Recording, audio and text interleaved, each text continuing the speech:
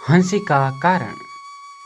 मंगलू एक ग्वाला था। एक दिन जंगल में उसकी गाय चर रही थी। वह चीड़ के पेड़ों की छांव में बांसुरी बजा रहा था। बांसुरी की धुन जंगल में गूंज रही थी। तभी उस रास्ते उसने राजा के दल को जाते हुए देखा। मंगलू जोर से हंसा। वजीर ने इसे राजा का अपमान समझा। उसने राजा से मंगलू की शिकायत की। राजा ने मंगलू से हंसने का कारण पूछा। वह बोला, मैं समय आने पर बताऊंगा। राजा क्रोधित हो गया। उसने ग्वाला को जेल में बंद कर दिया। मंगलू ने राजा से निवेदन किया, महाराज, मुझे बांसुरी बजाने का शौक है। मुझे जेल में भी बांसुरी बजाने की इजाज़त दीजिए। तुम सुबह रोज सुरक्षा कर्मियों की उपस्थिति में बांसुरी बजाने जेल से थोड़ी देर के लिए बाहर जाओ और कुछ देर बाद फिर जेल में कैदी के रूप में रहोगे। राजा ने मंगलू को आज्ञा दी। राजा की एक लड़की थी। उसका नाम दिव्या था। वह खूबसूरत थी। उसे गाने का शौक था। एक दुर्घटना में उसकी याददाश्त चली गई थी। अब वह किसी से बात नहीं करती थी, गुमसुम रहती थी। राजा ने उसकी याददाश्त लौटाने के बहुत प्रयास किए, किंतु सब बेकार गए। रोज सुबह सुरक्षा कर्मियों की उपस्थिति में मंगलू जेल से बाहर आकर थोड़ी देर तक बांसुरी बजाता रहता। मंगलू की बांसुरी की धुन दिव्या के कानों तक भी पहुंचती। वह अपने कक्ष से बाहर आकर बांसुरी की धुन से सुनती रहती थी। एक दिन राजा ने दिव्या को बांसुरी की धुन सुनते हुए देखा। उसे बहुत समय बाद दिव्या के चेहरे पर खुशी दिखाई दी। रानी ने राजा को यह बात बता दी। राजा ने मंगलू को कैद से मुक्त करते हुए आज्ञा दी कि वह इसी दरबार में रहेगा और दिव्या को बांसुरी की धुन सुनाएगा। मंगलू ने ऐसा ही किया। धीरे धीरे दिव्या के स्वास्थ्य में सुधार आने लगा। अब वह अपने परिवार वालों के साथ बातें भी करने लगी। कुछ दिनों के बाद वह काम भी करने लगी और वह गाने भी लगी। अब मंगलू बांसुरी बजाता और वह गाती। राजा और रानी दिव्या में आई परिवर्तन से बड़े खुश थे।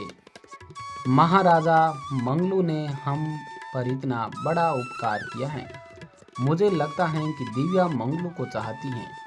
हम दोनों को शादी करानी चाहिए। एक दिन रानी ने राजा से कहा, महारानी, हमारा कोई पुत्र नहीं है।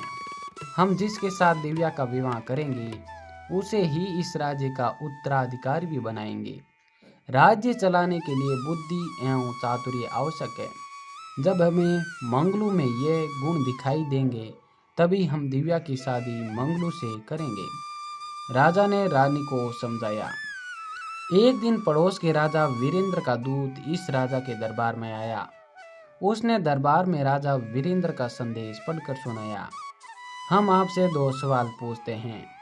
यदि आपने हमारे 2 बौद्धिक सवालों के जवाब दे दिए तो हम आपके राज्य पर आक्रमण नहीं करेंगे। अगर आप जवाब नहीं दे पाए तो आपको बंदी बनाकर हम अपने राज्य को इस राज्य में मिला देंगे। पहला सवाल, इस चांदी के टुकड़ों को देखकर बताओ, इसमें हम कहाँ पर और तुम कहाँ पर? चांदी के टुकड़े को दिखाते हुए दूत ने संदेश पढ़ा। अपने साथ लाए 2 घोड़ों को राज दरबार में पेश करते हुए दूत दूसरा सवाल पूछा।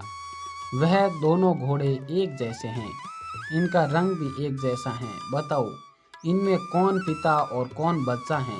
जो पिता हैं उनके भार के बराबर चांदी के सिक्के हमें भेजने होंगे। कोई भी राज दरबारी राजा वीरेंद्र के भेजे इस सवालों के जवाब नहीं बता पाया। मंगलू ने कहा, महाराज, आप आज्ञा दो तो मैं इस सवालों का जवाब बता सकता हूँ। बताओ। राजा ने मंगलू को आज्ञा दी। मंगलू ने दूध के लाए चांदी के टुकड़े को हाथ में पकड़कर गौर से देखा। वह बोला, महाराज, यह चांदी का टुकड़ा पड़ोस के राजा वीरेंद्र और आपके राज्य के नक्शे के रूप में है। इसमें ऊपर वाले बिंदु पर आपका राज्य है और दूसरा राजा वीरेंद्र के राज्य को दर्शा रहा है। मंगलू ग्वाला था ही। वह पहले घोड़ों का व्यापार भी करता था, इसलिए उसे घोड़ों के स्वभाव के बारे में भी पता था। दूसरे सवाल का जवाब देते हुए मंगलू बोला, दूध के लाए इन दो घोड़ों को मैदान में एक साथ छोड़ दिया जाए। जो घोड़ा आगे आगे दौड़कर चले, थोड़ी देर बाद पीछे वाले का इंतजार करे, वह बच्चा है, दूसरा वाला घोड़ा उसका पिता है। राजा मंगलू की बुद्धिमत्ता से प्रभावित हुआ। उसने दिव्या की शादी मंगलू से कर दी और उसे अपना उत्तराधिकारी भी घोषित कर दिया। मंगलू बोला, महाराज, जंगल में आपके दल को देखकर जब मैं हंसा था, जो आपने मुझसे हंसने का कारण पूछा था, मैंने कहा था समय आने पर बताऊंगा। आज वह समय आ गया है। मैं यह सोचकर हंसा था कि मैं राजा की कन्या से विवाह करूंगा और स्वयं भी राजा बनूंगा।